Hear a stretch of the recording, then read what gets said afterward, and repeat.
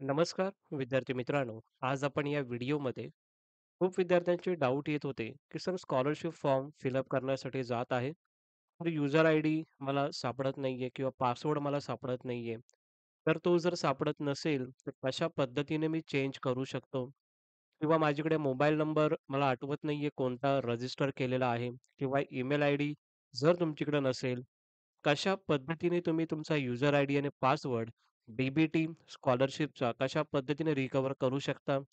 या बाबतीत आज ही व्हिडिओ मी बनवत आहे. खूप विद्यार्थ्यांचा यामध्ये डाऊट येत होता. त्यासाठी ही व्हिडिओ रेकॉर्ड करत आहे. पूर्ण व्हिडिओ बघा, जेणेकरून सर्व डाउट्स तुमचे या व्हिडिओमधून क्लिअर होतील.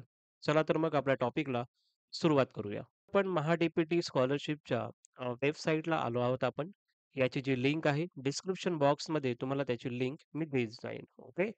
त्यानंतर खूप विद्यार्थ्यांचे यामध्ये डाऊट आहे, की सर समजा माझं युजर नेम हरवलेला आहे किंवा लॉस्ट झालेला आहे किंवा मला सापडत नाहीये.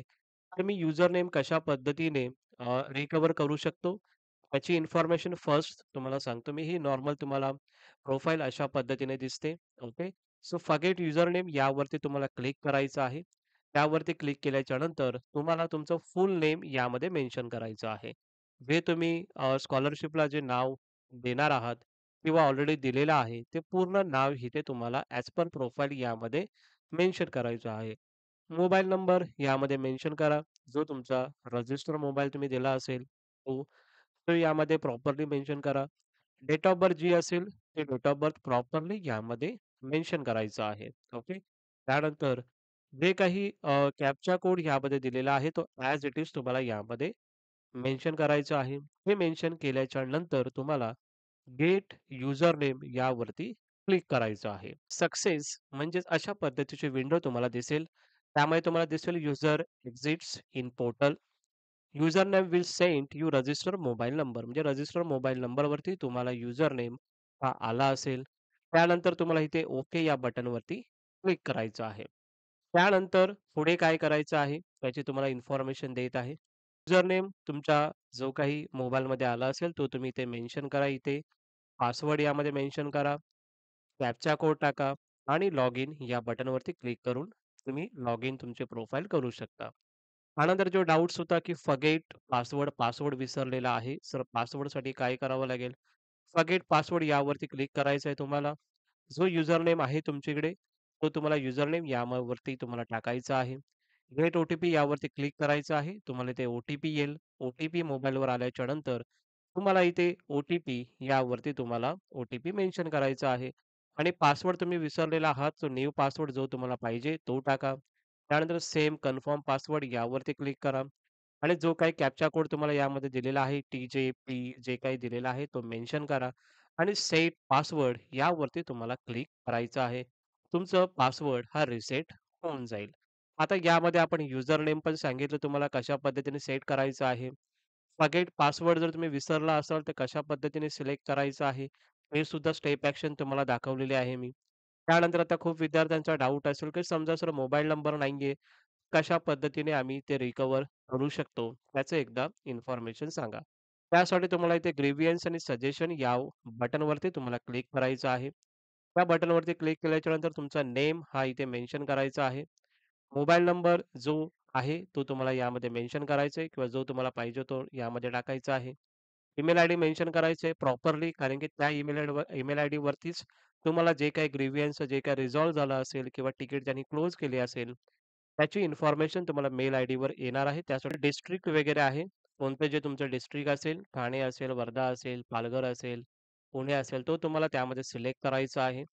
तालुका त्यामध्ये सिलेक्ट करायचा आहे. समजा डिस्ट्रिक्ट यावरती समजा आपण जर सोलापूर केलं, तर याच्यामध्ये जे काही पंढरपूर वगैरे असेल किंवा करमाळा वगैरे असेल ते सिलेक्ट करा. डिपार्टमेंट म्हणजे काय, की जे तुम्ही स्कॉलरशिपसाठी अप्लाय केलेलं होतं, ते तुम्हाला यामध्ये अप्लाय करायचे समजा ओ-बी-सी, एस-सी-बी-सी स्टुडंट असतील, तर याच्यामध्ये एस-सी-बी-सी, व्ही-जे-एन-टी वेलफेअर डिपार्टमेंट हे तुम्हाला सिलेक्ट करायचं आहे किंवा ट्रायबल डेव्हलपमेंट असेल किंवा सोशल जस्टिस स्पेशल असिस्टंट असेल किंवा director health of higher education असेल किंवा टेक्निकल जी काही तुमची स्कीम असेल, ती स्कीम तुम्हाला तिथे सिलेक्ट करायची आहे.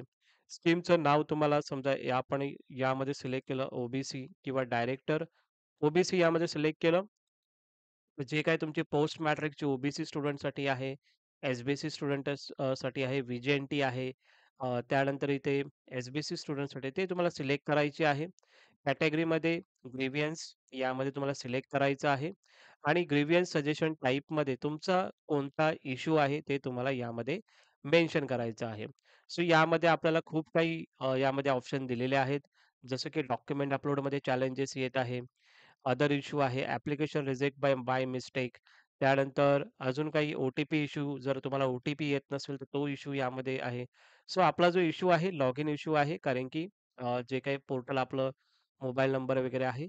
सो लॉगिन इश्यूचा आहे, तर लॉगिन इश्यूला क्लिक करा. अकॅडमिक इयर तुमचं 25-26 असेल किंवा 24-25 असेल, जो काही असेल तो तुम्ही इथे सिलेक्ट करा आणि कमेंटमध्ये तुम्हाला हे मेन्शन करायचं आहे, तुम्हाला मोबाईल नंबर वगैरे हे तुम्हाला करायचं आहे ॲक्टिव्हेट, तर त्याच्यामध्ये तुम्हाला यामध्ये पूर्ण तुमचं नाव असलं पाहिजे. जे काही आधारवर जे प्रॉपर नाव आहे ते तुम्हाला मेन्शन करायचं आहे. ओके. पूर्ण जे काही तुम्हाला क्वेरी असेल ते पूर्ण क्वेरी कमेंटमध्ये प्रॉपर टाका.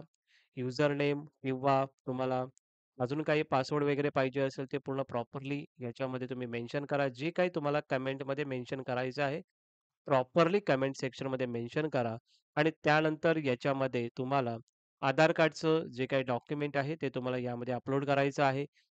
जे काही कॅप्चा कोड आहे ते तुम्हाला यामध्ये मेन्शन करायचं आहे आणि सबमिट बटनवरती क्लिक करायचं आहे.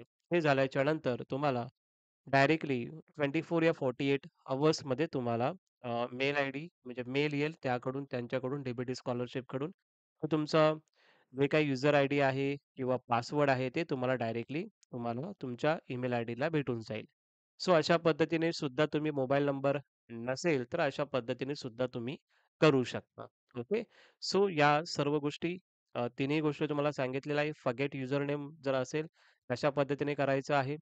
समजा तुमचा युजर नेम विसरला असेल, तर कशा पद्धतीने ॲक्टिव्हेट करायचं आहे. किंवा तुमच्याकडे मोबाईल नंबर नसेल, कारण की ओ-टी-पी तर त्याच्यावरतीच येणार आहे.